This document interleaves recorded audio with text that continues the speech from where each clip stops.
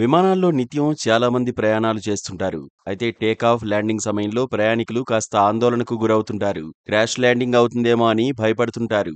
అయితే విమానం ఏ రన్వేలో రావాలి, ల్యాండింగ్ ఎప్పుడు చేయాలి అనే విషయాలను ఎయిర్పోర్టుల్లో ఉండే ఏటీసీ సిబ్బంది సూచనలు చేస్తారు. ల్యాండింగ్ సూచనలు పాటించే పైలట్లు విమానాన్ని కిందకు దించుతారు. కీలక పాత్ర పోషించే ఏటీసీ సిబ్బంది నిర్లక్ష్యంగా వ్యవహరిస్తే పెను ప్రమాదాలు సంభవించే అవకాశాలు లేకపోలేదు. తాజాగా ఫ్రాన్స్లోని ఓ ఎయిర్పోర్ట్ ఏటీసీ సిబ్బంది ఆదమర్చి నిద్రపోయారు. దాంతో ఒక విమానం దాదాపు 17 నిమిషాల పాటు గాల్లోనే చక్కర్లు కొట్టాల్సి వచ్చింది. ప్రస్తుతం దీనికి సంబంధించిన వార్త నెట్టింట వైరల్ అవుతోంది.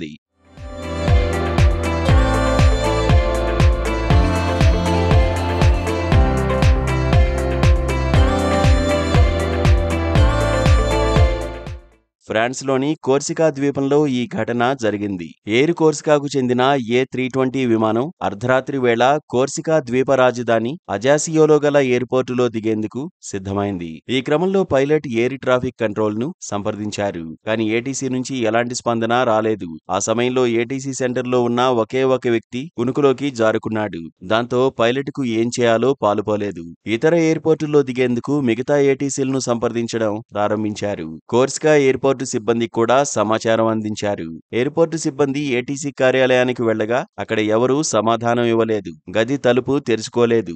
దీంతో వారు పోలీసుల సాయంతో లోపలికి వెళ్లి చూశారు. అక్కడున్న ఒకే ఒక ఉద్యోగి కునుకులో జోగుతూ కనిపించాడు. వాళ్లను చూసి లేచి కూర్చొని వెంటనే విమానం ల్యాండింగ్ కు అనుకూలంగా చర్యలు తీసుకున్నాడు. రన్వేపై లైట్స్ ఆన్ చేయడంతో విమానం సేఫ్ గా ల్యాండ్ అయింది. ఈ ఘటన జరిగిన విషయం వాస్తవమేనని ఫ్రెంచ్ పౌర విమానయాన శాఖ అంగీకరించింది. ఘటనపై విచారణ జరుపుతున్నట్టు తెలిపింది.